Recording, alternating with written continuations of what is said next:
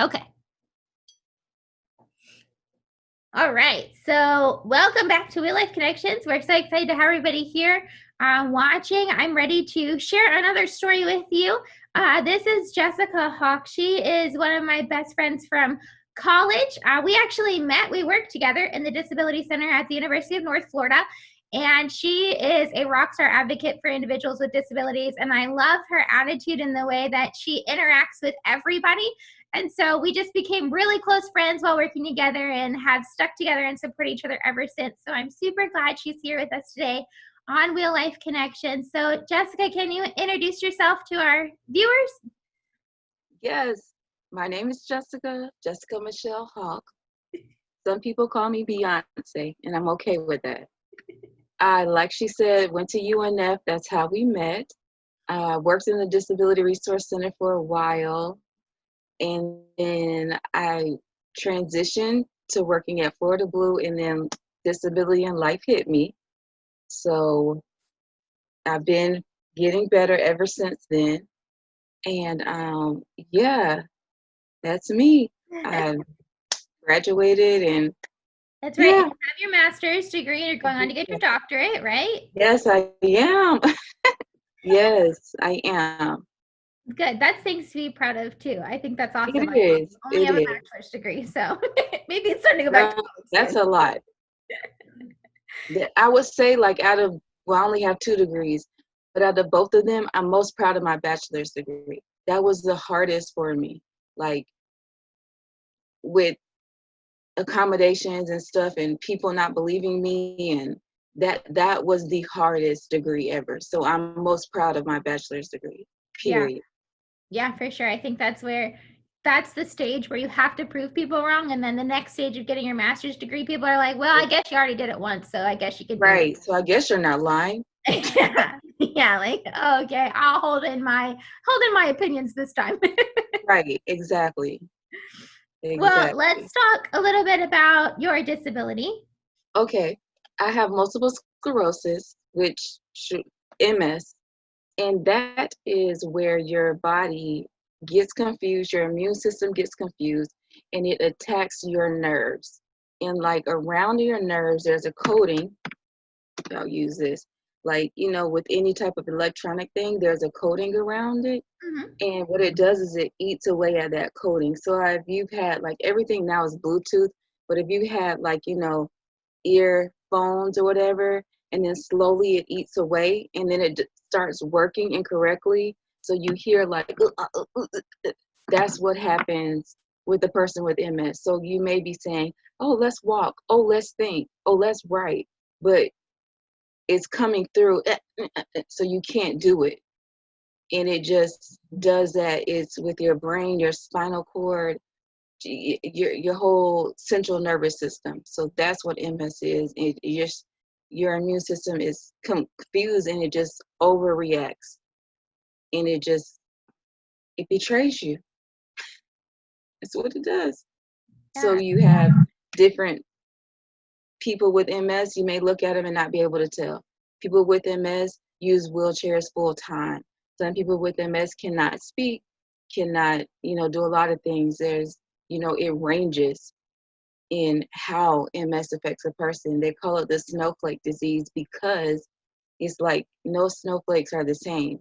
So you can't really judge someone because this is them, this is this person with MS, or this is this person today with MS, and Mhm. this was them yesterday. It has a mind of its own, and you have no control over it. So, yeah. Now, is MS a disability that's diagnosed at birth, or can it come later on in life? It usually comes later on in life, and no one knows why, how it happens, or whatever. I'm pretty positive I've had MS since I was 6, because at 6 I had a childhood stroke, but it was all my left side, and my left side is my bothersome and my worst side now. So I'm pretty sure I had it then. And like even in my childhood, I had symptoms of it, but it was kind of blown off. Finally, when I lost vision, that's when I got a real diagnosis. So that long time took for me to finally be diagnosed. And that was at age 17, going into my senior year, which kind of ruined everything. Wow. And so I know that you're doing treatments and things like that, but what does that Mm. look like for you? Okay, I've been on a ton of treatments. Now I'm on a treatment called Ocrevus, and that is an infusion. I have to go to an infusion center once every 6 months. So when I found out that that would be my treatment, it was hard for me to even understand that because my treatments were shots every day, 3 times a week, um, once a week. It was always a shot. And then even when I was doing those shots, I had to do infusions, like because they were like, "Oh, your MS is so bad, you need these infusions too," which I feel like took time off of my life. And I finally just stopped because I was like, I'm not having a quality of life. Mm-hmm. And I need that. I was in my 20s, I was in school, I was in the prime of my life. Like, I was having to take a week off just to do that.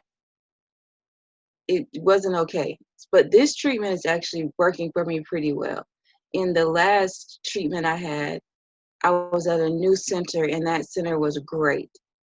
Before I was at the Florida cancer specialist, and it would be like me here, somebody right here, somebody right here. It was just so uncomfortable, and my anxiety was all the way through the roof.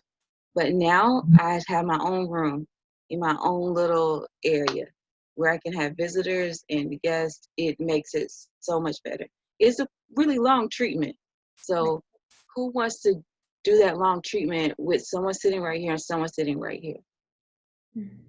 I wonder how they do it now with the COVID, but it doesn't matter to me. I'm not there anymore. Right. Right. So So the treatments themselves, they help slow the progression, or what's the outcome of the treatment? the treatment wipes out all of my B cells. The B cells are the bad things for me, for people with MS. They're like overreacting and they're doing the attacking. So the treatment wipes out all of your B cells. And that can be dangerous because you can catch a lot of germs, a lot of diseases. So after the treatment, before the COVID, I was already like quarantining myself for like a week after that. So I was already wearing masks and already doing that stuff, but not full time, just for like the week of after it, because you have to be careful. Well, because I, after one of my treatments, decided, well, no, I don't need that. I went out shopping. This was Christmas time. I went to the malls. I got my ears pierced, everything I shouldn't have done. And I ended up being on a ventilator. Okay, close to death, but I made it and I learned my lesson. Don't Right. do that. So I take that treatment seriously and I do self quarantine myself after it. Now everybody's quarantining and wearing masks, so that's just a part of life. But yeah, it could be dangerous, but it's really had really good results for me That's awesome. because I mean I was on a walker full time using a wheelchair or some sort of device to get around. I couldn't walk. Like if I could walk, it would be a couple of steps. And I was on steroids a lot. I was a lot fatter because of the steroids. I was miserable and I was really depressed. And slowly, I think this is my third year being on this treatment. It has gotten a lot of things. Everything is not perfect or back, but it has definitely done a lot better for me, even with my self-esteem, because the weight, and it was like unnatural weight. I would have been okay with the weight, but it was like that. It was like unnatural weight. It was steroids weight. Right. So it was just, I was like really sick in that time of my life. And I knew it, but I didn't know it. And looking back on it, I'm like, you were sick, girl. What were you thinking? Mm-hmm. So, and like I would try to push and still work and everything. And I had to just, okay, let it go and put my health first. Right. And so now I'm at the time where, okay, I'm trying to get back into working and everything like that. So it'll happen. I know it will. Right. Yeah, I think working's an interesting point, I think, where we are right now in the world because one of my previous guests, we talked about it, and it's kind of funny how it almost seems easier because we're all quarantined and we all have to work virtually. It's almost easier for an individual with a disability now to get a job Yeah. because I look like everybody else from the shoulders up. Exactly. And There's this is the no thing underlying assumptions. If I about go me. lay down to rest my legs on my lunch break, my couch is 10 feet from my kitchen table where I work. So, like, nobody knows, and I can work a lot more efficiently because I have the availability to kind of like utilize my house while I'm here. Right. And this is the thing. Oh, no, you can't work remotely before this. Right. That's what I was hearing. You can't do that. You know, you can't work remotely. But now we can. Right. Because So the everybody else whole time we could. has. Yeah.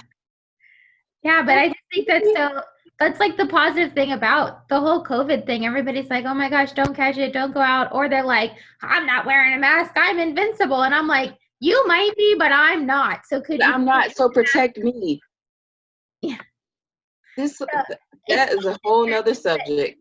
that's a whole positive thing about being at home. I really realized that is it gives us so much more of a voice because you can't see my wheelchair or you can't see my different hands. Right. So you're like, oh Yeah, no, she's totally normal. Oh yeah, let me talk to her. And I'm like, what? Why didn't you talk to me when we talked in person? So exactly. What made me different? yeah, exactly. But it's just interesting to see kind of how it's changing being virtual. But it definitely is eye opening for me. And Uh, it just, to me, it's just interesting that none of these jobs could be done remotely, but now they are. yep, yep, exactly. So I know you said you probably didn't have that diagnosis until 6. So 6 is the age where you're kind of like kindergarten, first grade, Mm-hmm. right in primary school. What did kind of growing up in school look like for you? Was there any negatives or bullying during school, or was it kind of it was mild to nobody knew? What does that look like? It was mild to nobody knew. Um, like I remember when I had the stroke, I was in the hospital for like a week or two. Mhm. So I started school late. So when I remember being in first grade and people were like, "Oh, you're the new girl. You're new." I'm like, "I'm not really new. I'm just late. Like, I'm not new here. Like, hello. We're all new. We're six." Like, that's how I felt.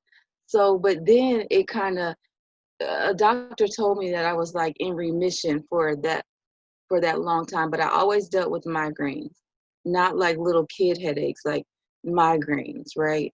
And they just said it was because of the stroke and everything like that. When I turned 16, my fingertips started being numb. And I'm like, this is weird. And I would like shake them. I remember being up all night shaking them because I thought they just fell asleep. Mhm. Because that's how it feels. Like when people say like, oh, you know, numbness and tingling, that's how it feels, like they just fell asleep. And I went to the doctor, to the same doctor who said I had a childhood stroke. He's like, oh, they're just growing pains. Okay. Next year, 17, I went blind. That's not a growing pain. And that's like, after visiting all these doctors and doctors and doctors, I finally got the diagnosis, which I didn't believe. And I didn't even know what MS was. So I Mhm. was just in shock. I mean, I was just a kid, 17, being a senior, well, going into the senior year, and just trying to have fun and rule the school. Yeah. So, and then hearing that, it literally was like a knockdown. And I really can't explain how I felt. It was just so hurt, like, was so hurt and confused. And then being introduced, okay, now you have to take these shots. What? What? Excuse me? I'm just a regular girl.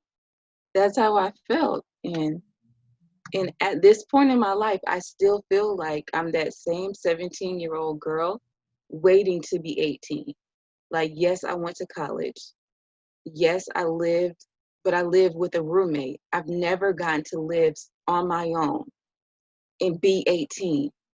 I Right. realized that talking with my counselor. I'm still that 17-year-old kid Mm-hmm. yearning for that independence. It's on my vision board, independence. I Yeah. actually have a vision door. I was like, a board won't do. My entire door is the vision board. And that is a top thing on the independence. I'm still trying to get there Yeah, for with, sure. with And everything, with driving, taking care of myself, with everything, eating, feeding myself. It's a lot. And I still haven't gotten there. I'm still 17, even though I'm 33. But like, not mentally, but I'm like still there waiting to get that. My own place, my own, this is Jessica yeah, for that I sure. can do. So, Yeah, I think it's interesting to think about it that way because I guess hmm in my case, I was hmm born this way, so it was not, there was never a change. I just yeah, didn't different. Like all my friends could walk and jump and play hopscotch, and I was like, yeah, I can't do that. I guess I'm just not gonna do that. Like, and that was kind of my perspective. Or it was, you better make the hopscotch look like a racetrack so I can play. Like that's how I have to play, you know? And so right. And it's like looking at yourself and things being taken away. I think that's so cruel. Like yeah, your abilities being taken away little by little. Like, yeah. why? But I think it's something to think about. I mean, if I actually thought back on me, I mean, I pushed myself as hard as I can to be independent, but I actually think I've had to mature faster than a person my age because of the things I've had to go through to get to where I am, you know. It's I like believe you. we're young and ready to live life, but I don't think I've ever lived life to Yes. what an 18-year-old considers living life. Like Yes. Like there's so many things I haven't done, and now at my age I don't want to do. Haven't gone to a club. Haven't really gone partying.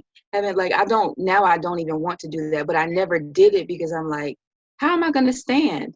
I'm gonna need a chair to sit in. Like, I can only stand for this long. I only have this much energy. yeah, So those are gone. Think you know what I'm saying? Like I never got that life. Like, okay, I lived in the dorm by myself.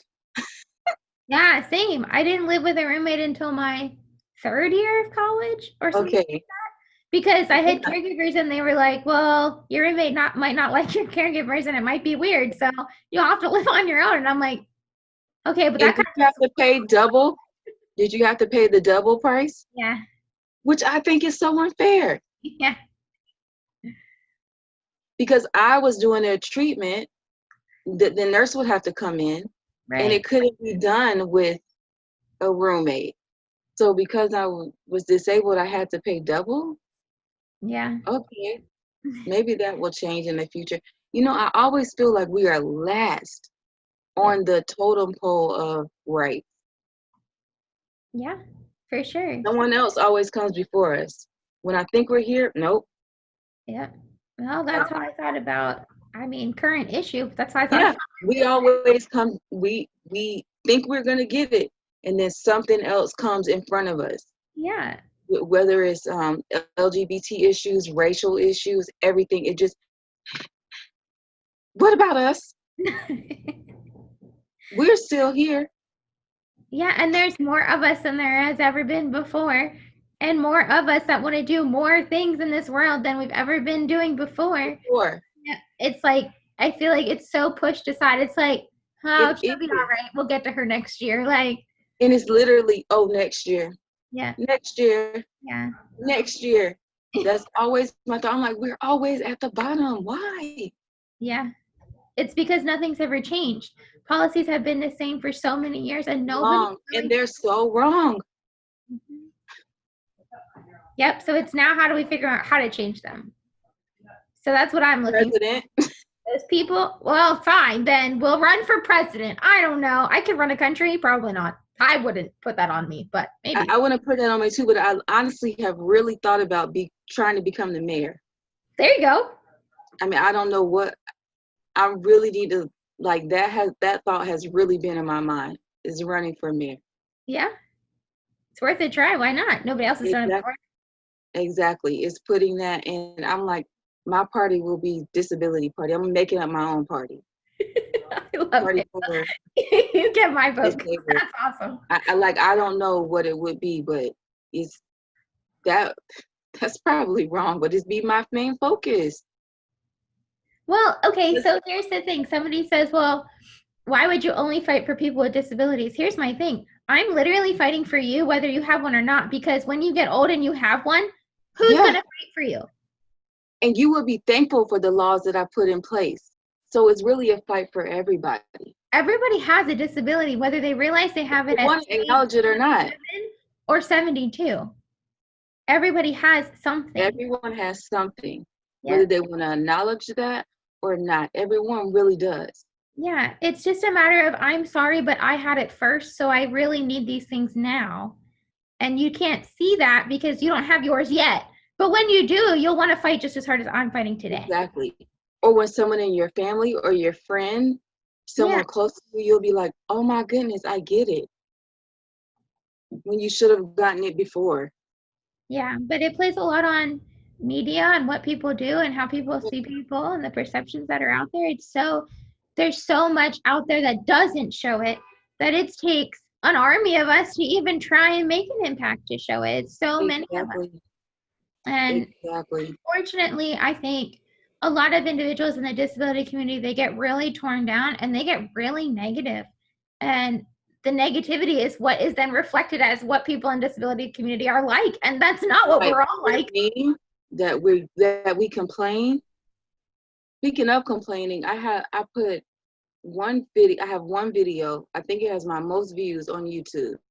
And the name of it is 10 things not to say to a person with MS or a chronic illness.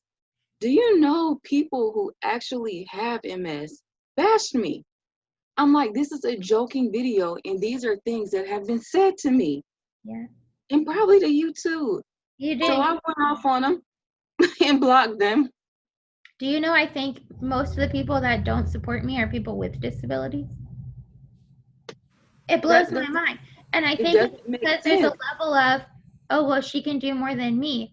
Okay, but I don't fight for the things that I fight for my life for my own sake. Yeah, it's great. Like maybe by Christmas I'll have a new wheelchair. Okay, but by Christmas, maybe 15 other people will also not have to go through 17 denials like I did to get my new wheelchair. That is the point. I'm trying to make it better for people coming behind me. Right. I mean, we don't do the things we do and struggle through the things we struggle with for our own sake. And I don't post videos about it for people to be like, oh my gosh, poor Sarah. Like, no, that's not the point. No, that's not the point at all. If you had any sense, you would know that. Yeah, Because like with me, I have a scooter. That thing breaks all the time. I should have a new one. They just keep coming and replacing the battery. I've had that thing since 2010.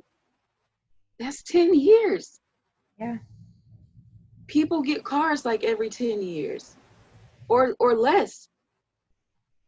Why? yeah. I don't get it. I got And new you're okay batteries. with just fixing this Yeah, every time. you just put a band-aid on it and keep going. Yep. You're okay with, okay. That I do not understand. It's been 10 years or more. Yeah, I You're think okay with that. there's You're definitely okay with the battery being completely broken. there's definitely something to be said about how people view the accessories that we need. I mean, compare your scooter to somebody's legs. If I said, They oh, are your legs. oh, sorry, your legs have to stay broken for about a year and a half and go through 15 denials before I can get you the cast to fix your legs. And that You would would never totally not go happen. for that. But if I said, oh, your wheelchair, yeah, it's broken, we'll get to you in like a year, people will just be like, oh, okay, I guess that's how it is. Because that's how it is. Right. But people's walkers, canes, crutches, scooters, wheelchairs, that is their legs Right. and should be looked at as such. I mean, maybe there should be classes, like starting in school age classes, to explain this. that, and then maybe a new generation would get it and understand. Yeah. Do you think this is a toy? Yeah, it's not a luxury. We're not like, oh, let's pick out our new wheelchair today. Like, no. I mean, I It's get not. one, and I'm supposed to get one every 5 years, and this one's going on 7, and it doesn't even make it around the neighborhood. I can't even get through the grocery store without it dying. But I need it How's to that do fair? everything. That's how you live. How is that even fair? Yeah. So because your wheelchair doesn't work, you don't get to experience life as a normal normal person. Right, exactly. And then it brings my quality of life down. So then I can be denied other things because I don't have a high quality of life. And I'm not going to give that much to my community. So I probably don't really need that much medical care either. Exactly.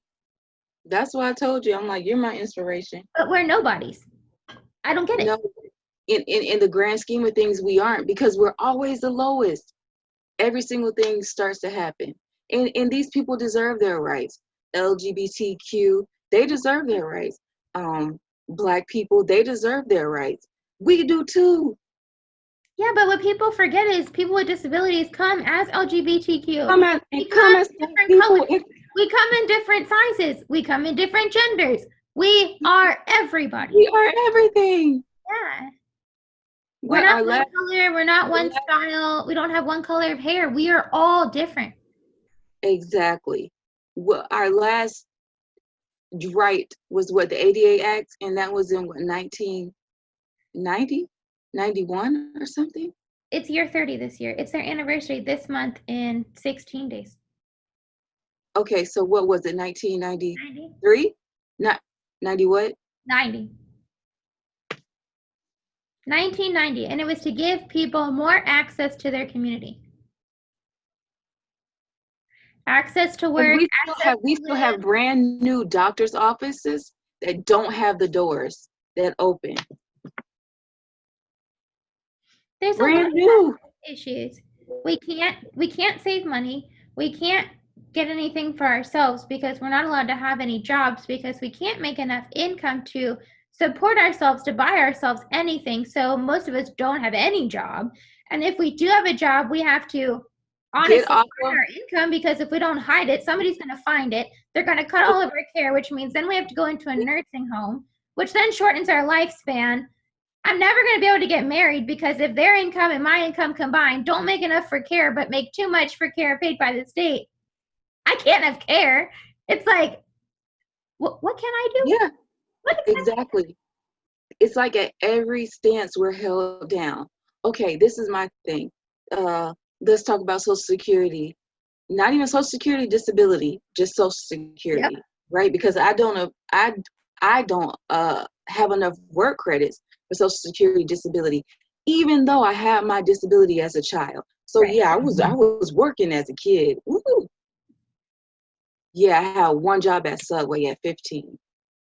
So anyways, I don't qualify for that. Social Security, SSI, I think gives $800 a month. Who can live off that? I didn't even get $800 and I've been disabled since I was 0. And I didn't even get approved until I was 20. Oh, I didn't So get approved till I was 14. And I had to go into the office in my wheelchair because they didn't believe I was I able. had to see a judge and started crying because he was like, "Do you take your shot every day?" And I was like, "I miss some days." And then he's like, "Yeah, I was 20 and I just got my AA degree. You're on track with college, so you seem fine to me." He denied me and I had to go back. Do you know how traumatizing that was and is? So because I'm okay with school, I'm okay.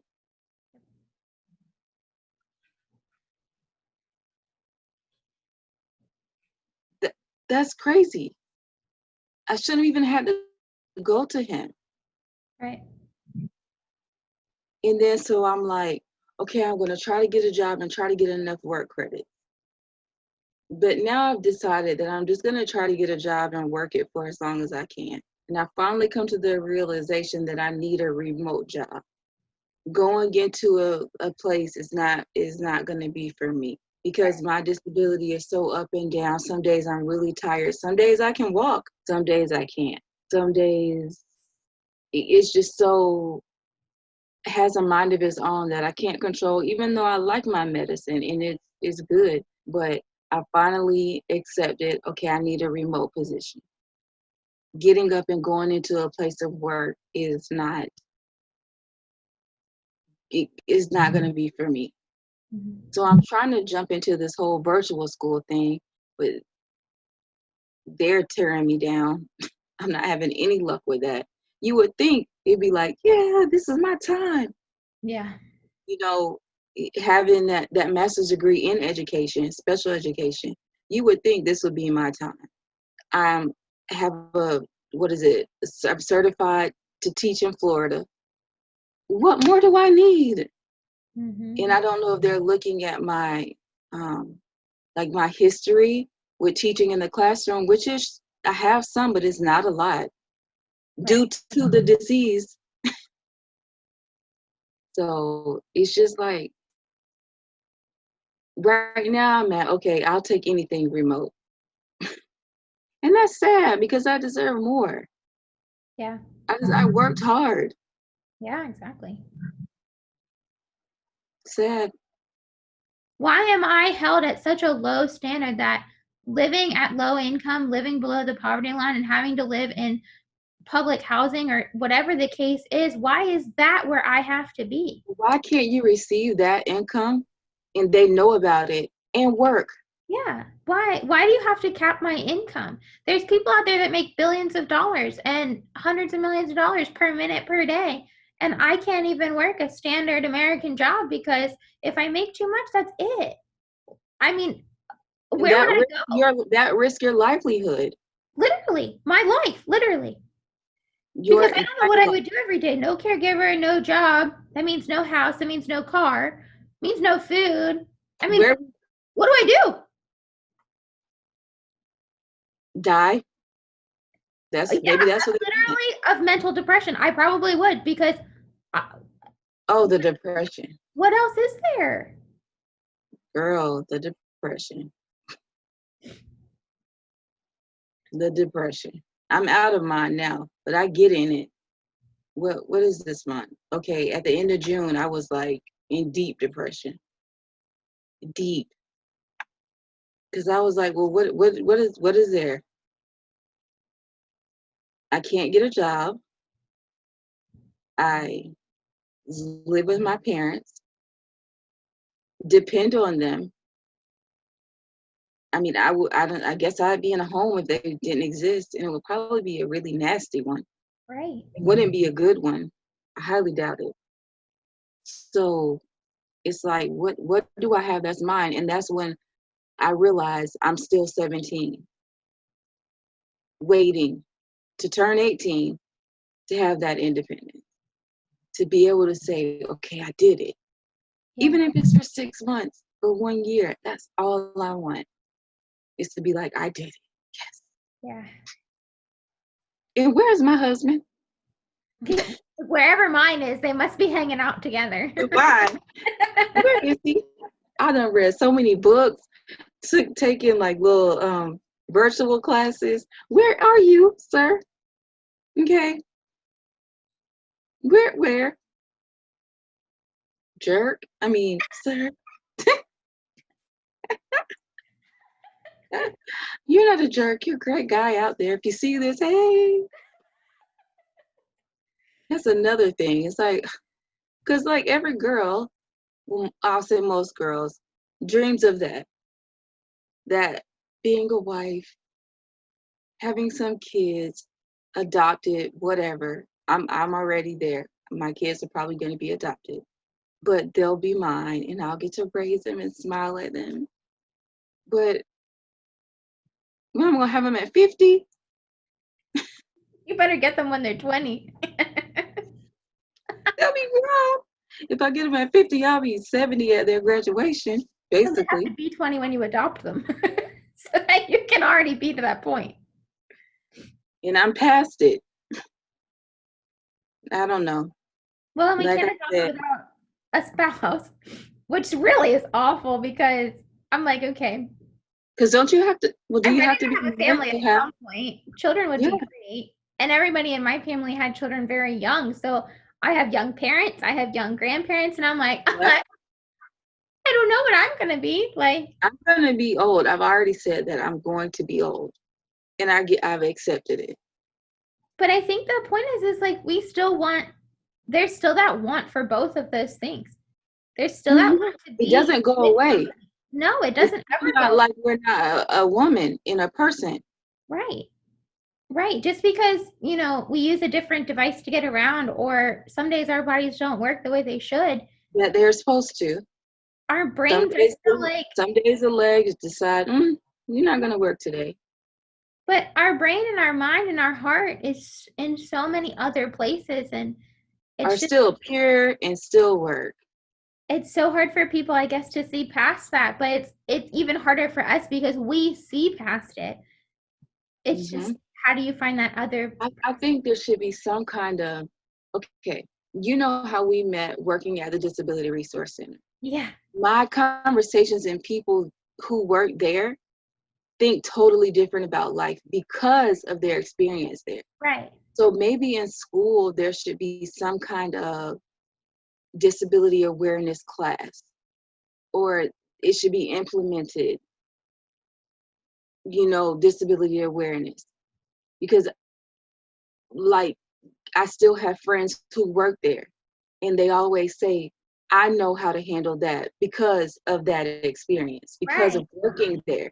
So I think maybe if every school implemented that, then maybe every adult in future generations would know how to have empathy and know how to deal with people who are disabled. And it's a thought. I guess I've always wondered, what is it? What is it about me that dating just doesn't seem like an option for me? Like, what is it?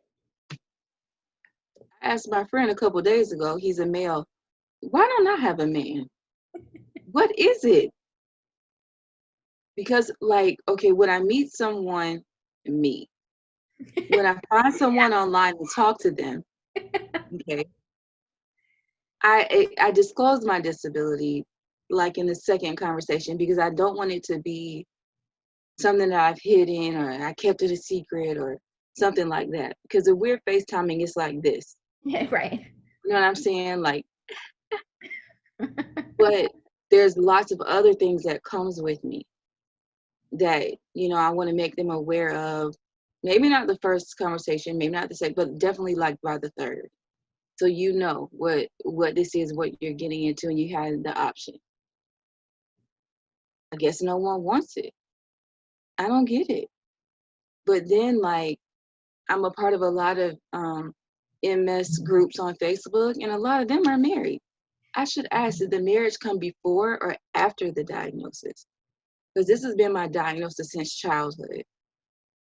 So I don't know. I wonder that. I'm like, okay, because anybody would be like, oh my gosh, like if anything were to happen to my other half, I would always be there for them no matter if they're sick or injured or they get Yeah, stuck in a wheelchair. Okay, but what happens if your other half's already in a wheelchair? Like, right. why is that so? What makes it different? Like, why can't you take me, my kindness, my brain, my drive? Like, I think I should get 20 extra points just for having this, right? Going to school, doing it, finishing it, and there are able-bodied people who don't. Right. Like, I should get extra points for having that much more of a drive. And as much as I want you to support me, you don't think I'm going to support you? Right. Yeah, I mean, I don't know what it is. I haven't figured it out. And I can ask people all day long, would you date or marry somebody with a disability? And every guy's like, oh yeah, no problem. And I'm like, you lie. I know you're lying. And I don't. Half of them I wouldn't want to date or marry anyway. Right, But right. my point is like, I know you're No, lying. you're not. You're saying it because you want to be the person that says the right thing. But internally, do you really mean it? Is it because you're afraid that you're going to have to do all the work and take care of me your whole life? Because why do I have caregivers and how do I live independently if that's the case? I would never put that on somebody else. That wouldn't be the point. Are you afraid that I couldn't care for you? Because I've cared for plenty of people in my lifetime. It might not be the care you think you're used to or Me, want.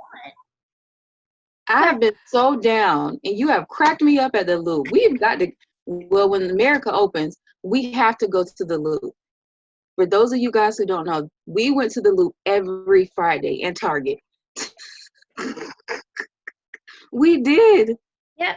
And we cracked up. Like at times I'd be sad, mad, stressed, because it was a stressful position. Oh yeah. Um, Stressed and like, why aren't people just following the rules? We would crack every Friday. I looked forward to it. We would crack up. We would laugh. So that is supporting, Right. being a supporting partner. And you know what? You kind of just called me out because on one of my Facebook groups, they were like, would you date somebody else with MS? And I was like, no. And the it's so bad. The reason being is because, well, what if we both have an exacerbation at the same time? What if we both can't walk and I can't help you and you can't help me? But that was my first thought is if we're both down at the same time, what are we gonna do? But there's nurses, there's caregivers. We just call them and we get help. But I that was guess my so, first but thought. okay, then you make me feel bad because I've always thought I probably couldn't date somebody else with a disability because if I Okay, can't so care for you're like myself, me. if I can't care for myself, what happens How if can I I care for you? can't pick them up? I can't even pick myself up. Like, or That was okay, literally my first thought was if no. I can't move really well and they can't move really well, and we try to sit next to each other, I mean, it's going to take 4 people to get us to where we need to go. I mean, how many people do you actually want involved in your life? I would rather have one nurse Just and they him. take care of me and then have my husband be able to take care of himself than us having 2 to 3 nurses in and out. I mean, is it ever going to feel like It's just us. us, or Okay, is so it you just going to feel understand like me we're that way. roommates because we can't be with each other alone because one of us can't do one thing and one of us can't do the other?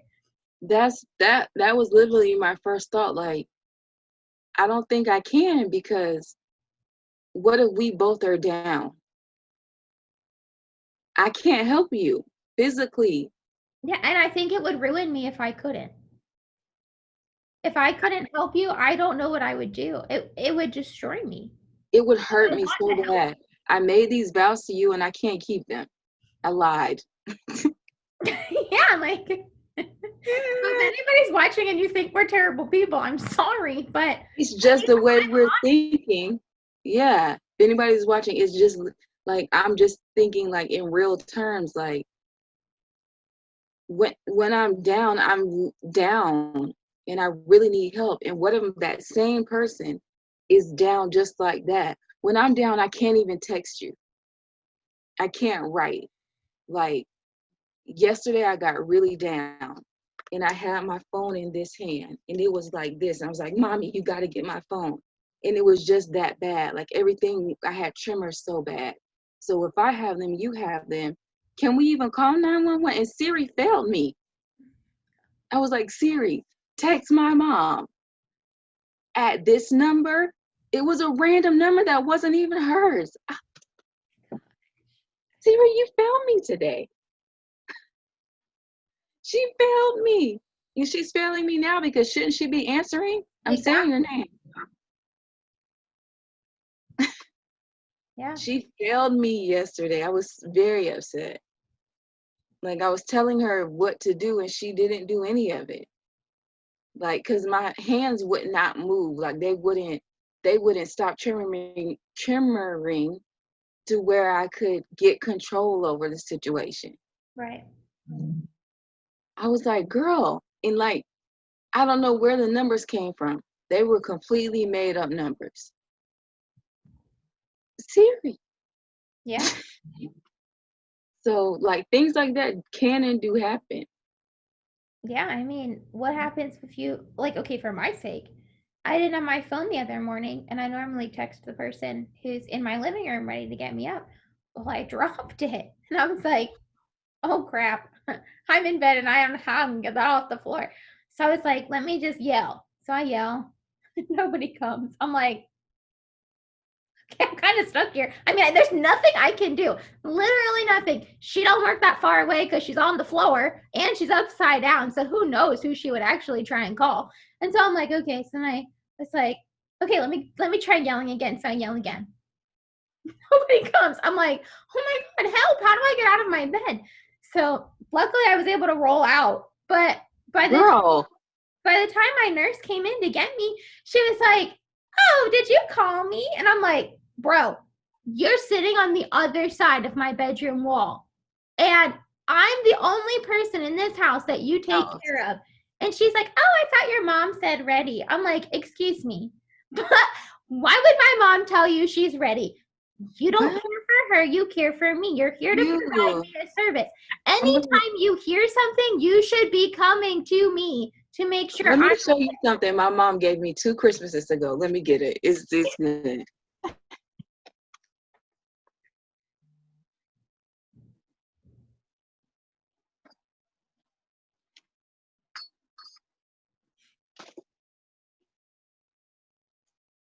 Okay, I'm back. Hold on. This. I don't want to bring it now, but she just like whenever if you can't, it stays right on my bed thing. What is it called? right. It's just on your bedside or something. Yeah. That's where it stays. And I just, if something happened, because one time I sometimes have these bad spells, MS. Okay, like I told you about MS and the nerves. MS has messed up the nerves in my like my GI. So they don't always read properly and digest. So sometimes I'll have these spells where I'm just throwing up, can't stop, throwing up, throwing up. One of those times I was having those spells, but I guess I like choked on the vomit and I could not breathe.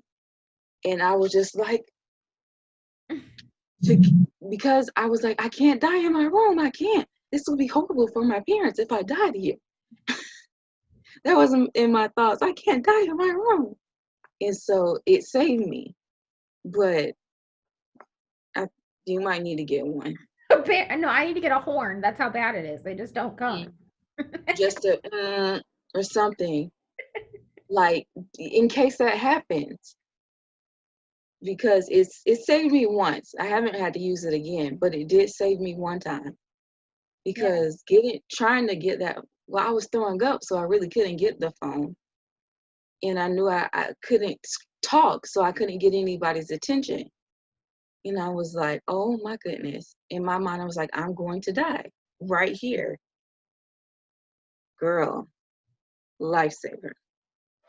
Yeah. Life There's saver. a lot of things that go on in a day-to-day life for us that I think a lot of people just Don't understand, don't get. and don't get it. Yeah. Like, Because our phones are our life.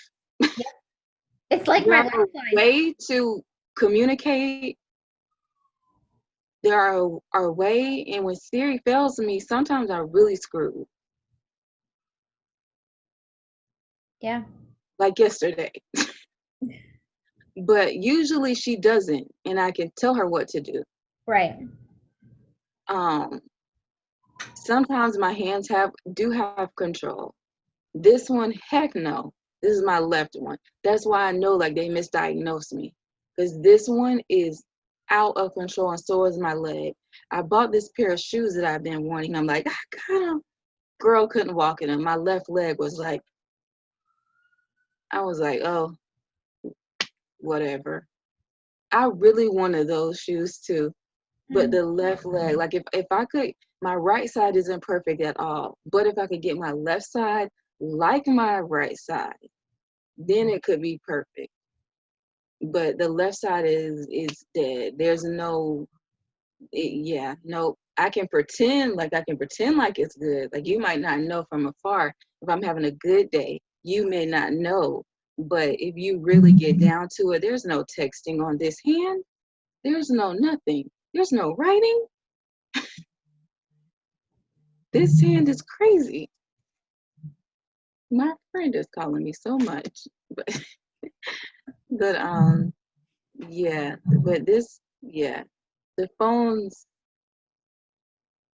are savers, but we have other savers too. And like I'm not sure if it will work for you. I'll send it to you in a text because I'm about to get this thing that goes on my bed, and it's like it goes like underneath your bed, and it's like a kind of like a thing where you can hold on to, and it can help you sit up. I'm not sure if it can work for you, but the way I saw it is my friend who has MS. She's like into all. She has like every type of thing that can help. I'm like, how do you find these things? Yeah. So I'm like, I'm gonna get one to help me get out of bed because some days it ain't cute, but it's Oh, just like mm-mm. a thing. It like goes underneath your mattress, and it's like it just is like you can kind of like grab yourself or try to sit up or hold on to it. So it might be of some use. But like we find people don't understand we have to work twice as hard because we find different things to do what you can just do easily. Yep. Yeah, we are really creative, like for sure. Like I turn on and off the light switches with a clothing hanger because it has just enough width to it and just enough hook to it that I can either push it up or push it down. I do the same thing with a sink faucet. I can't reach them Okay. because my hands don't move past the sides of my body. So if I can push it with my chin, great. But every single sink, the sink faucet is so far back. I'm like, yeah, who's reaching this? I'm not reaching this. But we have to become so creative just to be able to live a regular life. It's Life. not even a cool, exciting, extravagant life. It's just Yeah. regular. Like, Yeah. the things you So use to true. brush your teeth in the morning. Like, I use a regular toothbrush, but I have to use a holder because I can't hold my toothbrush. So, how do you Mhm. brush your teeth? Well, you got to suction your toothbrush to the counter and then you got to move your head back and forth. Wow. This is how you do Yeah. it. If you want to brush your own teeth, if you don't, then We somebody else has to do it. adults will brush them, but we're not 5. No, and they don't brush very well. Like, Yeah, or not to your satisfaction. yeah, and I still have levels of satisfaction, and I think that's fair. Yes. Yeah. Yes. Like even like when I'm in the hospital, sometimes my family and my sisters are like, "Is this really needed?" Yes. Yes. I have not. I have my levels of satisfaction and care. Yeah. And I think we have the right to them. How can you tell me how you want to take care of me when I'm the person who needs the care? Exactly. They're like, oh, I your hair looks fine today. And it's like all bubbly on top. And I'm like, no, it doesn't look no, it fine. You know doesn't. why? Because I hold myself to a standard and I know which way I want to look. And it hurts me and makes me very sad all day if I look like a mess I'm not. because you don't care. I've had my hairstylist come to this hospital, no lie, and do my hair because and my eyebrows because I did not feel like Jessica. Yeah. I didn't, and she did it. Thank her for that. Like I'm like my eyebrows and my hair, please, because I couldn't do it. No one else around me was acting like they wanted to. She Yeah. came, she did it, and like I remember I was in the hospital this one time. I had lost the ability to walk, and so physical therapy was coming, and they're like, "We thought we were seeing someone in the hospital." I'm like, "I am the patient." Because I had like clothes on, not the hospital gown. I, I'm her. Let's get this rolling. What did you think you were gonna see? Psycho? Yeah. I think that's also something I think that's an interesting topic. So it's like hygiene and how we present ourselves. I know it's kind of a weird topic, It's so important. but Okay, so I'm a pageant person. We know this. I've competed in quite a few. You always, before your pageants, girl, you have always, like, did I first meet you in the old office, building 10? Mm-mm. No? You sure? You guys had just moved when I got hired. No, no, no. But I mean, met you as a student in Miss Oh. Sue's office, Yeah, maybe before. Yeah, before I actually started college there. I came in beforehand. Yeah. and we were in that old little office. Yeah. I met you and I was like, yes. I don't even know if you remember, but I remember meeting you and I remember you because of your style. Like you were together, makeup, boom, boom, jewelry. I was like her because it's so important. Like we can't just be out here like because we're already judged. Right. Uh, So, Cycles. so I guess my point is, it's like, why is it okay for us to look messy? Is it because people already view us as not really doing anything in life anyway? So, oh well, she looks like a mess. That's normal. Like, is that what it is? Because I it's think very so. It has uncomfortable. to be. We should get an able body or somebody who really, really will give our answers and tell us why. But I need somebody who's going to be actually truthful because everybody will say Truthful. what you want. No, no, we need to get some, I don't know, we need to find somebody who will You be know, truthful. we need to ask is we need to ask kids because kids aren't afraid to state what they actually Say mean. the truth. I might have a friend and he's grown and he doesn't care. But But I guess like okay, so let's take pageants for like 2 seconds, just because it bothers me. So I competed okay. in my first one when I was 17, 16, 15. I don't know. I was a teenager. I was the only one. It was an all able body pageant. I was the only one. It was so much fun. I had a blast. And then I competed for Miss Wheelchair Florida, which everybody knew because I did it while I was in college. But that one was so different because it's not considered a pageant, it's considered an empowerment gala, and you can't use the word pageant because it's not about beauty. Fine. Okay. That's fine because an advocate's an advocate. It doesn't matter what you look like. You can still advocate for anybody and everything. And yeah, great. But it becomes But a point where, and we're all women in pageants, so let's talk about women in general. It becomes to a point where you start, at least for me, you lose yourself when you don't take care of take yourself. care of yourself. Yeah. And I think it's really hard. Like, so I've gone back and I've done a lot of work with the Miss Wheelchair pageant, or sorry, galas, my bad. The Miss Wheelchair galas. And So what do they call themselves again? Not pageants, but it's like a leadership organization, advocacy organization. There's a lot of different names, but I I guess think it's like that literally like a public speaking competition, kind of. I mean, if you want to but put it that, in particular terms. I don't think they should output pageant. I don't Because either. when I watched it, it was a pageant. Yes, but there. Okay, so here's the I difference. So the get why they don't. I get why they don't. yeah, But we like beauty too. exactly. Exactly. So it took for me going into another pageant, Miss Florida USA, being the only one in a wheelchair so that I could get the beauty aspect that I was missing in the other one. Good. But how many of us are going to do that? I don't know. And like, cause when I'm completely aged out of everything. But when I wasn't, my sister was like, there's a Miss Wheelchair pageant. But she was like, I don't know if you could do it because you don't use yours full time. I was Right. like, yeah, you're right. So I probably couldn't. Because I do Get have age out one. of that one. You can be 65 in that one, so you still got a shot. Oh, but I don't use it full time. So they probably be like, no, I use it, but there are some days I have good days. Right. So some days I have horrible days. Right. So I don't know. Maybe there needs to be a Miss MS pageant or something. But anyways, But how many segregated pageants are there going to be? When is it that see, every beautiful woman can compete to be that most beautiful, confident woman? Why does it have to be separated? because even with sororities, I couldn't get in them because I can't wear heels. I don't have the balance. Like I don't have that balance factor. I And the got in one. It sorority, wasn't that enjoyable. the sorority that I wanted to join, that was something that was required.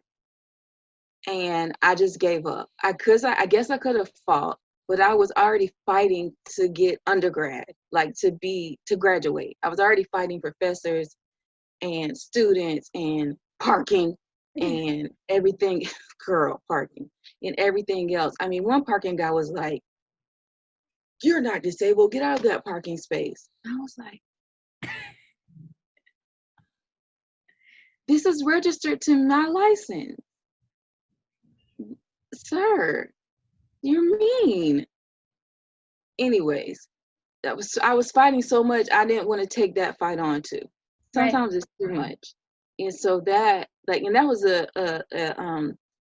I wanted to be in that sorority since I was a kid, but it's gone, whatever. Things in life just they go.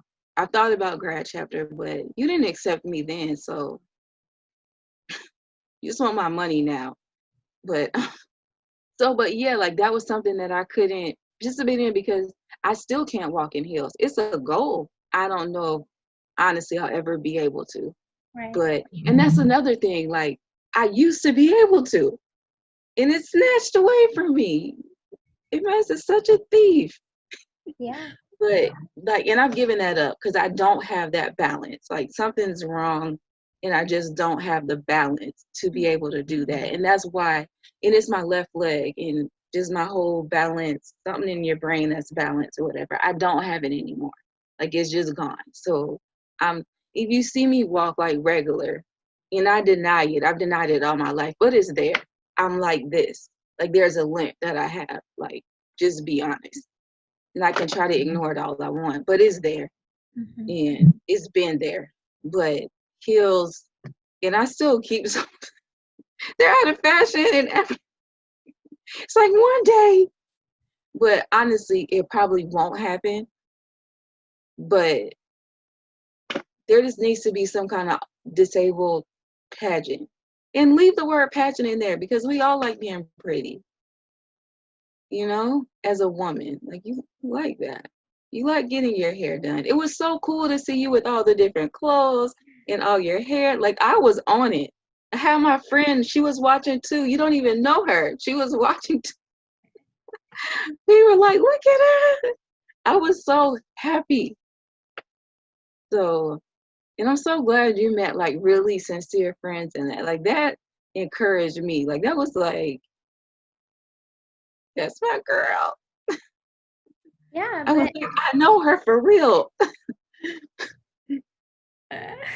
yes, but that take it looks like a lot of fun from the outside, but it takes so much internal motivation and Mm, there's that internal fight that's like, why, Sarah? Why did you choose to do this? Because you're upset, you're scared, you don't like the way people are treating you, nobody understands you, you're yeah. such an outlier here. Why are you doing this to yourself? And it's that internal push and pull, and it's like, But you don't this know is how why I many do it. people you And I do it inspired. for other people. Like, regardless of how I feel, someday in the future, whether I'm dead and gone or You 95 and hoping inspired. something happens, somebody else is going to compete. They're going to win the title. And I'm going to be like, yes, it's because I did it the first time. Like, I'm gonna be right there, like Sarah.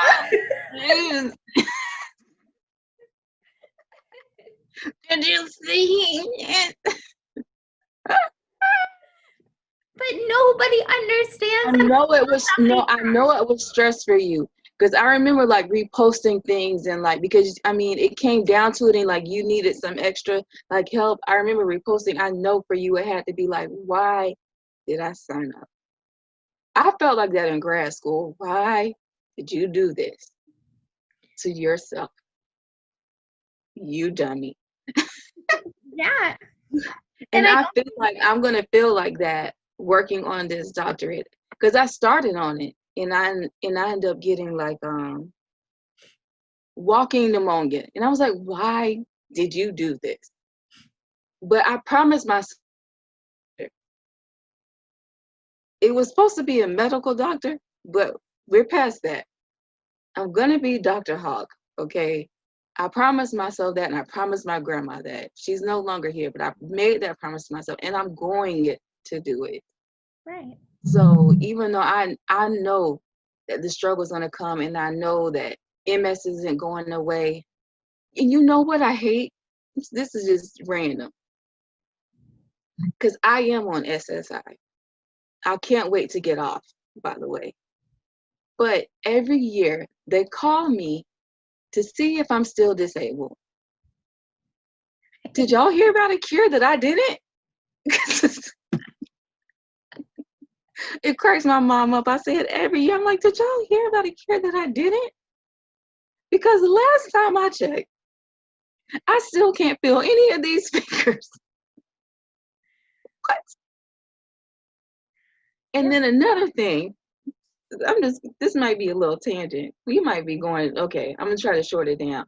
But okay, this is before I knew like the laws and everything with SSI, right?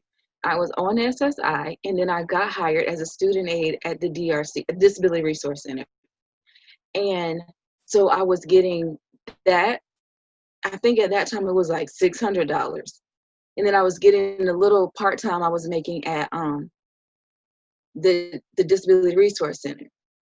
Do you know they're like, you stole money. You can't get both at the same time.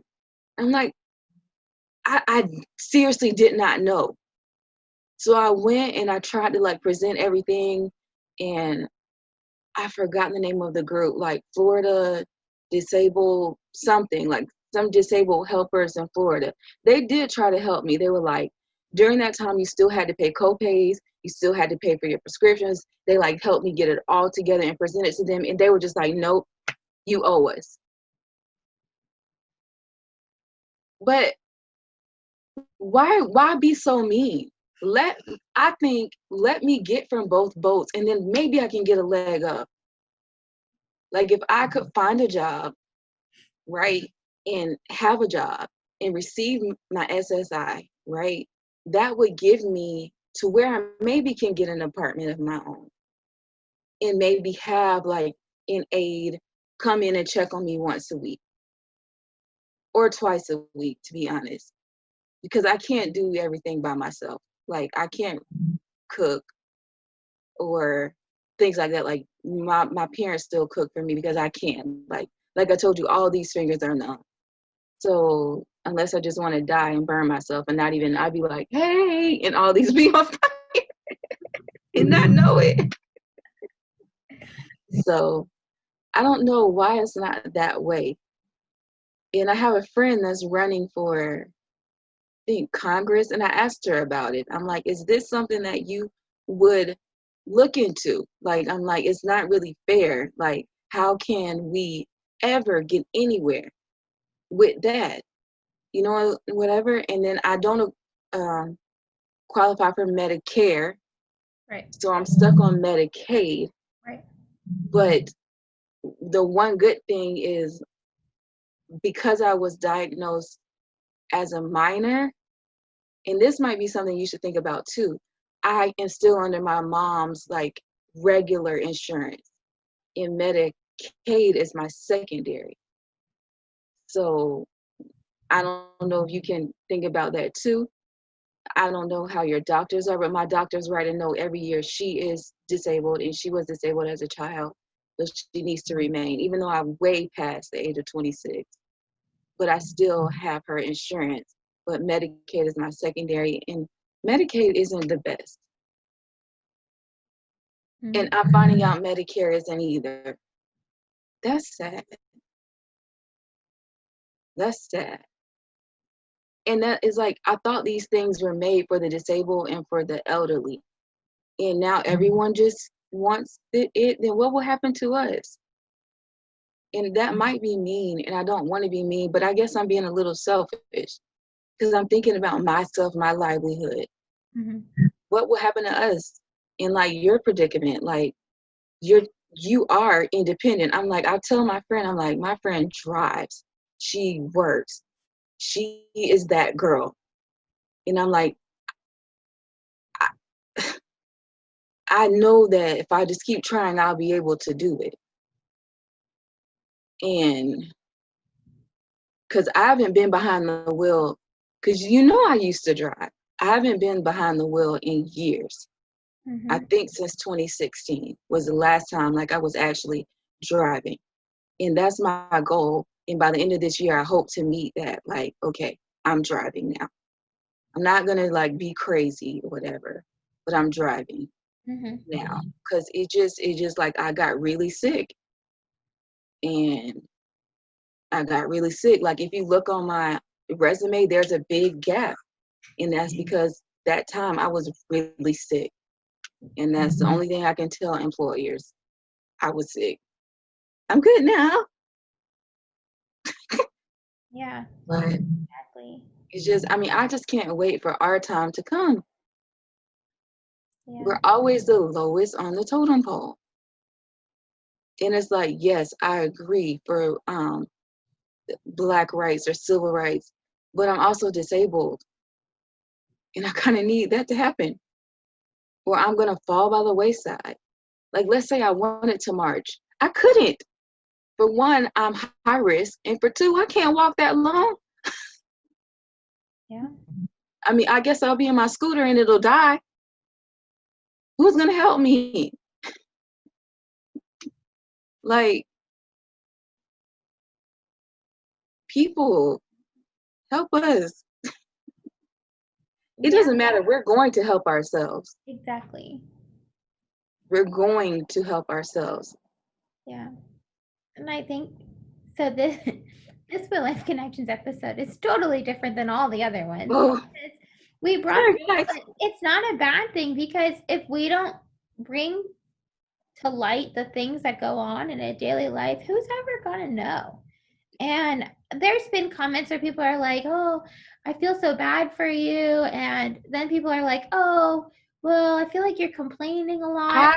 This is not me complaining. This This is is me me sharing showing you exactly what I really go through. right because until Open up I your show you, mind. you make your own perceptions about what you think I go through during the day, and you have no idea because you don't have any problem getting in your car and going to work and getting a coffee at Starbucks from the drive-through window every single day on your way in, and then opening the doors, putting your bag down, and operating your computer. Do you know how much extra effort it takes me to just do that? I can't even order from the window because the guy has to reach across me because I can't grab the cup. But nobody thinks about things like that. And I'm not complaining because you better bet yourself I'll be at Starbucks getting me a coffee, but I had to figure out another way to do it. That's the thing. We always figure out other ways. So there's no reason Nobody why. thinks If you that. tell me I'm complaining, fine. Tell me I'm complaining, but watch me go do the same things you do and watch me go do them better. And That's then how tell me I I'm feel. complaining. Sometimes I'm like, think I'm complaining? Watch me go to school in my own way and then come out better than you. Because if I complain, fine. Call it a complaint. But watch me go in there. Sometimes I deserve to complain. Watch me fix it.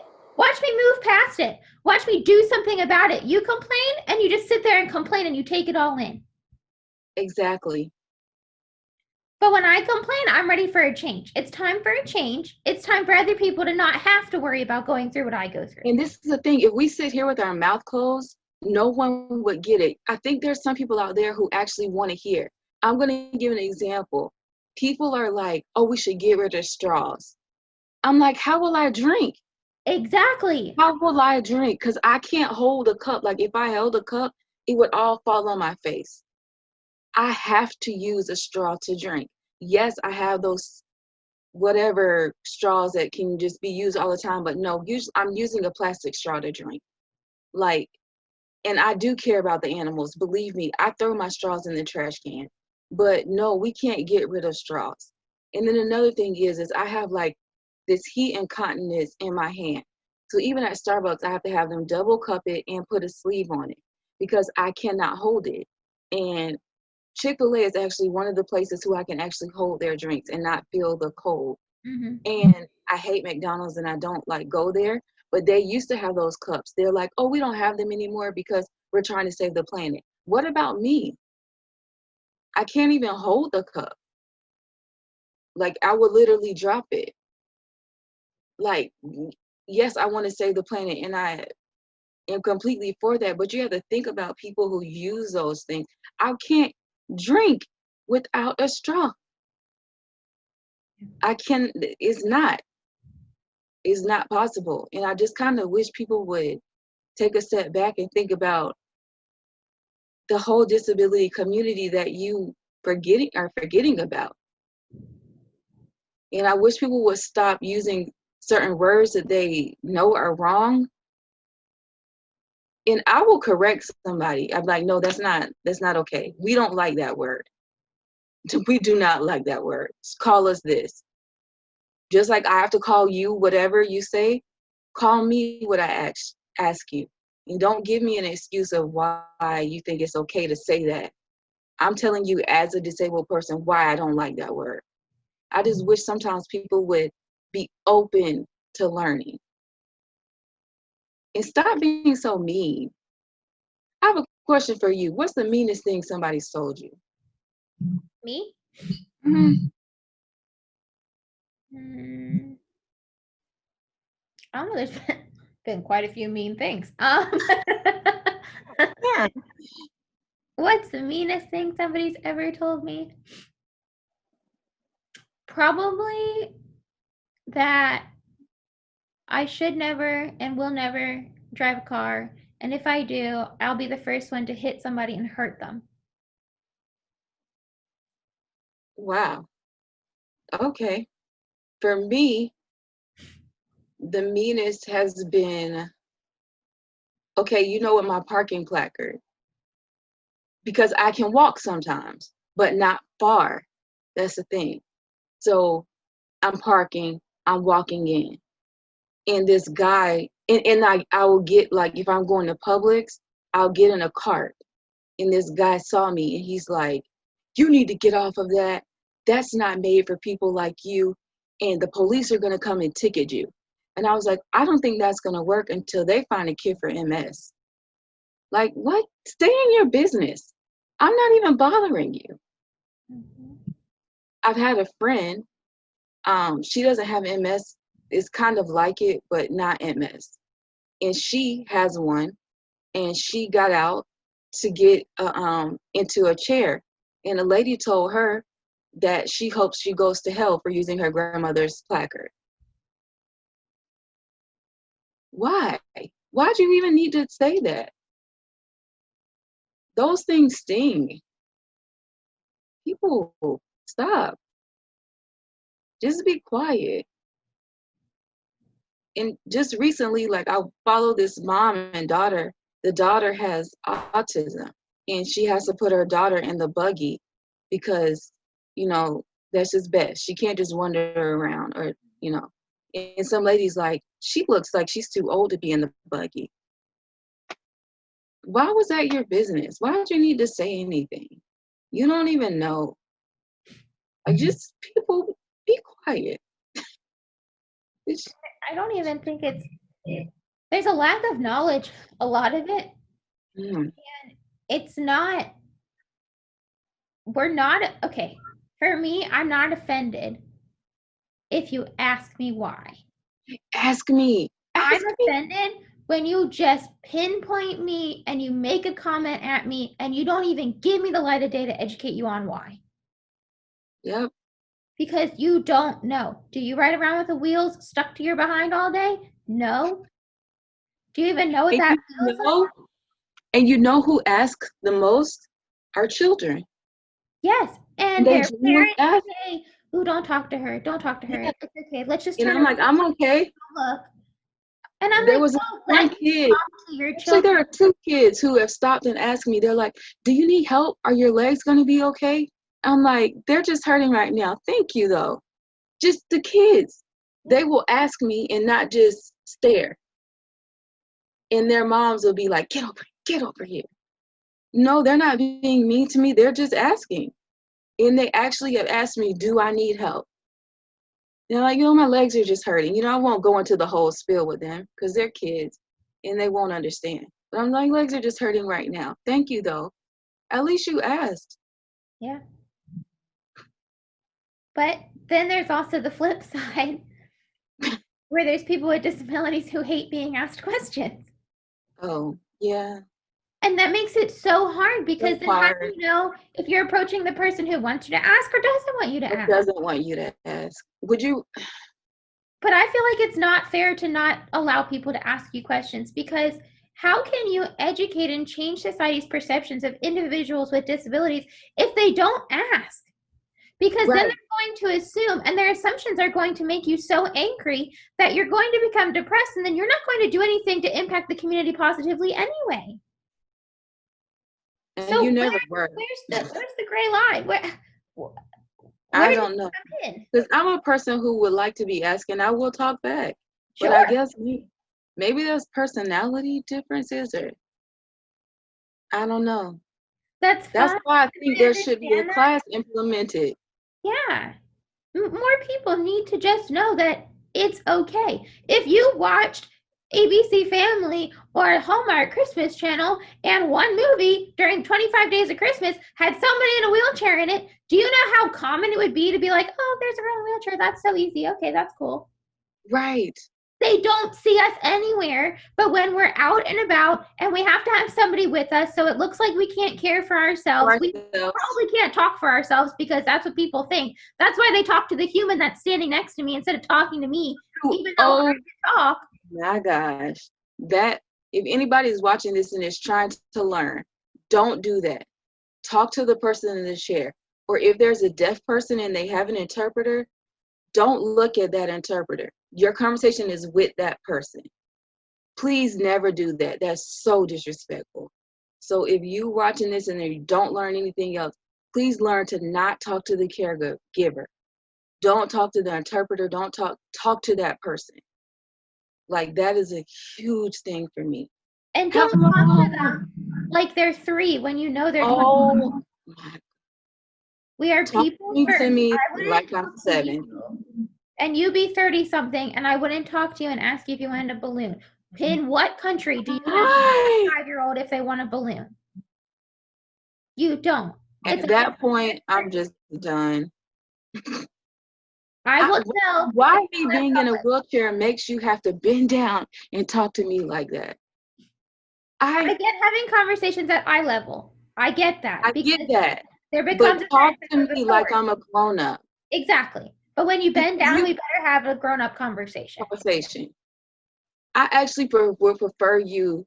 I get the eye level thing, but I would prefer you just to stand because when they bend down, I feel like it just brings on the kid thing. Yep. No, and that's true. And I'm the same way. I would rather, in a group of people, I would rather be the shortest one. Yeah, let me be short and let me just look up and we just talk like regular people. Because my size doesn't change my authority in the conversation. It does not. And it doesn't change our intelligence in the conversation either. For some people, I think people think that we automatically have mental disabilities, but it's not. Physical disabilities are just as I don't want to say that, but maybe even more difficult because people think that way.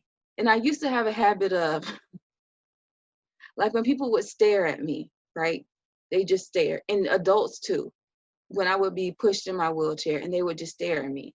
I'm like, okay, I would just give them something to stare at. I'll be like, or because like, what? Stop it. And I know that's bad. I used to do that too. You did? Okay. I'm not the only one. I'm like, let me just give you something to stare at because why? I know I'm beautiful, but okay, let me just give you something else.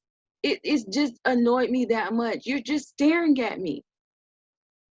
Why? Let me just give you something to stare at. I stopped it. Don't worry, I did. I But did too. I did that for like a year of my life because it was just that annoying. It Now I was just just straight up ask you, excuse me, hi, what are you looking at? It's literally how I ask you. So don't catch yourself staring at me at because be me. prepared to be questioned. That's what I used to do for about a year in my life. I'll just give you something to stare. I'm just going to make faces. And then you're going to turn away and be shocked. Do you think I can't see you? Who stares at people like that? Like, staring isn't even like a nice thing, even if we're both able bodied people. Mhm. Like, stop. You're staring at me because I'm in this wheelchair. Stop it. I'd rather for you to ask me a question. Exactly. If you want to know, just ask. I just can't wait for that to be normalized. And I don't know if I'll see it in my lifetime, but I don't know maybe that's that I will something. ever be there. I don't think so either. Like, just how people ask, do you think there'll be a cure for MS? No, I honestly don't. I mean, at least not while I'm living. I don't. The pharmacies make way too much money off of it. Yeah. Way too much. So no, I don't. There probably is a cure, but I don't think it'll ever. I no. That's my real and true honest opinion. The only cure I see is like God healing me, like literally like healing me and restoring everything that's already been broken. Like, like my nerves that have already been just torn apart. So that's the only cure that I really see. But no, heck no. Yeah. Because I remember when I first got diagnosed, right? And that was, yeah, this month it'll be 16 years. Good grief. And they were like, we're so close. We're so close to a cure. Girl, where? Like, they were literally encouraging me and telling me, I'm so glad you got diagnosed at this time. We're so close. We're so close. I really, honestly, I don't think that will ever happen. So, Yeah. yeah. I mean, that's just my true and honest opinion on that. So, no. I'm sure other people have their other thoughts, but I don't think so. Yeah, but But I think that's a good point. Everybody has their own thoughts. We don't all think the same way. We don't no, all act the same way. We don't all expect the same things. I mean, Jessica and I have set the bar so high for life to achieve all these things. I'm being honest, and some no. people And don't we've done it they don't have the want to to set do their bar that it. high. And I don't care if you have a disability or not. People without disabilities don't set their bar very high either. I either. That's what I'm saying. Like, able-bodied people don't make it to where we are. So that's okay because that's what makes us different. But because I'm different and because I want to be something, I don't think that being treated the way I get treated is any fair treatment for somebody who wants to try so hard to make it in this world. Right. That's it. I just want to make it. Yeah. I I want to just make it want to make because it. I want the little girl after me who goes through school and Oh, gets yes. bullied. She can say, no, Sarah, Jessica, they did it. I want Yes. to do it too because they did it. That's all I want. I don't want to be that person who's like, oh my God, she does this, she does that. Oh my God, she inspires me so much. But I don't want to be that person. Yes. I want to be the one who actually makes it. Yeah. I just want to make it. And Only actually, if we I have want to kind be of made it. If you everything. really look at it, especially you, like, we have kind of made it. I mean, there's lots more that I want to do, but hey, But the we're not next going to little give up. girl, It doesn't no, matter what people say. It doesn't matter how many people come and go and leave and don't talk to me anymore. It doesn't matter. It doesn't matter if you're negative around me. If girl, go, leave, go on and do your own thing. This is the life we've chosen to live. This is a life we've been given, and we've given, given it for a reason. We right, have a purpose here, and if we don't fulfill that purpose, that's on us, but it's not on the people who want to tear us down. right. You're not It's going to really change not. my purpose at all. And some of you might make me sad for 30 minutes, but I'm gonna get back up. Yeah, I'm gonna get back up and I'm gonna because keep going. you Then have I'm gonna laugh to at you. put you back in your feet again. Then I'm gonna laugh at you. Heck no, girl, get up. Okay, you're sad. Great, let's go. What's next? Right. Because I have people that I can call and people that can pull me right back out of that and be like, girl, bye. Girl, bye. And you have people who aren't even born yet who need you in the future. I know. That's the thing. There's going to be some little kid who really does get that real diagnosis at 6. And her life may go whatever, but this will always be forever on the internet and always be forever there. And she'll find it and she'll be able to see us and be like, yeah, I can do it. Yeah. I It only know. takes one person. I only want to impact one person. I don't That's care who that person is. I don't know who you are, if you're alive. I don't even know. I just want to impact one person. And I want that person to go on and do even bigger things than I did, because then I want that person to impact somebody else. yes, that's it. And I But keep saying unless we little step out girl, of but our it could be comfort some zone, little boy too. yeah, What? it doesn't matter. It can be anybody. It can be a person without a disability. I don't care if I encourage your children and they're so able-bodied and rich, they could do whatever they wanted to. I want to be that encouraging person. To them. Yeah. That Everybody needs support. don't don't let it stop you. No. Because there's so many roadblocks, there's so many things, and yeah, for us as being disabled people, we have a lot more. But if we can get over them, and you can too, period. Yeah. Like, yeah, we can do it. And Yeah. I'm like, this is really giving me an idea. I may be going to some school board meetings, because I think that's a class that really should, I think it could like help a change. Yeah. Because I just see like the people who have worked in the DRC and how they now see the world is so different than how they did before. And if just that little time working, and there was no like class, like there was just, they were just there and they just picked on. But if there was an actual class, I don't know the name, whatever, an inclusion class that could show and tell, maybe things could really change. Maybe things could really change. Yeah. Mm. And I wish people would stop judging people with, also another thing is my disability can be invisible at times. Oh, you don't look sick. What does sick look like? Mm-hmm. Because I'm gonna look good. You know what I'm saying? Like, we're going to look good. The majority of us are gonna like put ourselves together and look good. But the whole, you don't look sick, that's insulting. Yeah. So Yeah. I think you never know a person's story until they get the chance to share it. And not everybody gets a chance to share their story. And that's that's the goal of Wheel Life Connections is I want to share your story, because until your story is heard, people will keep making assumptions. That's just how it is. I know. People have stopped assuming things about me because they're like, well, dang, she proved me wrong here and here, and well, I'll just let her go, and I hope, who knows, let's hope for the best. But finally, it's taken how many weird and crazy adventures for people to finally be like, oh, yep, there she goes.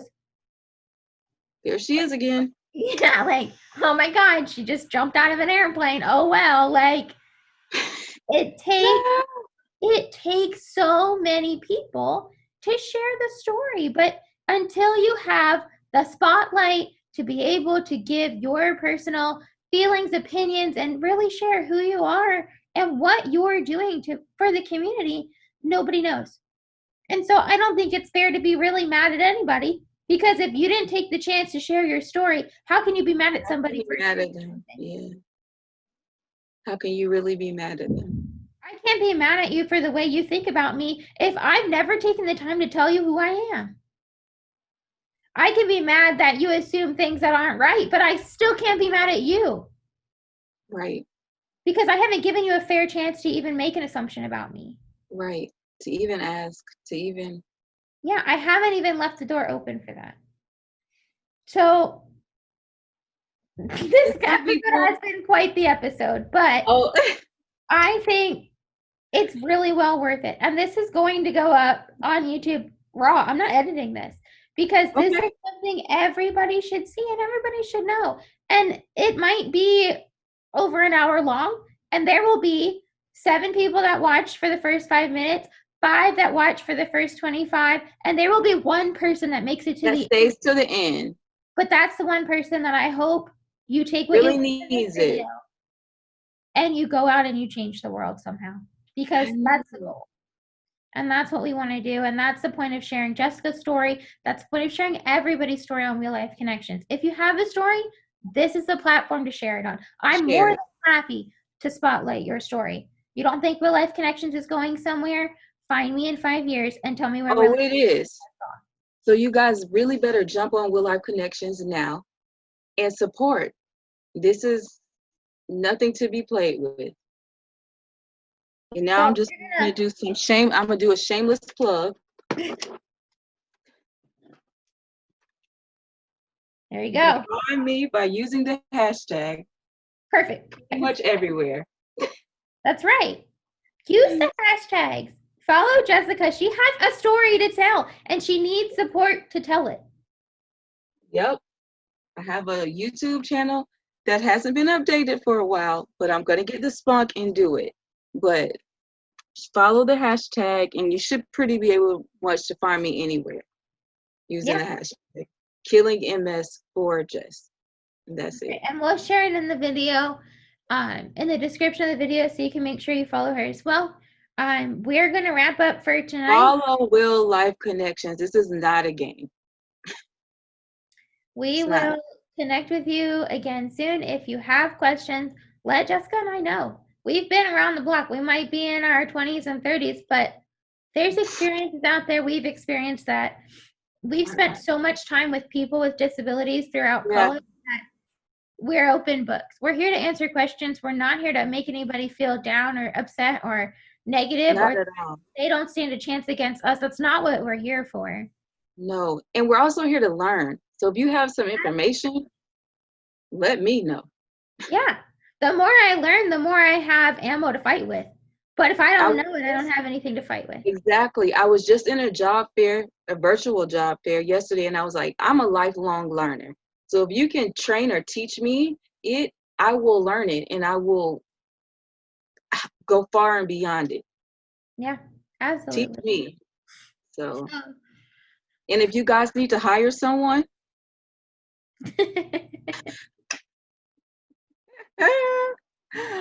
oh Lord, You never know. I don't know where these videos will go or what will come out of them, but I will keep doing them until I someone. love this. So This is my girl, by the way. I don't know if you can tell, but I've known her forever. Feels like feels it's like been it. a long time. I don't know what year that was, but it feels like a long time. I got hired in 2013, just in case you wanted to know. I'm like I knew you before then. I had to, We were because just I so. knew you while I was in grad school, though. And I was in grad school from 2010 to 2012. Well, I started college in 2012, but I didn't get hired until 2013. Oh, okay. Feels like longer, though. I don't know. Well, I'm going to wrap up the video here. So Okay. we will say goodbye to everybody on our viewers. And like I said, follow us. If you have questions, let us know. Bye.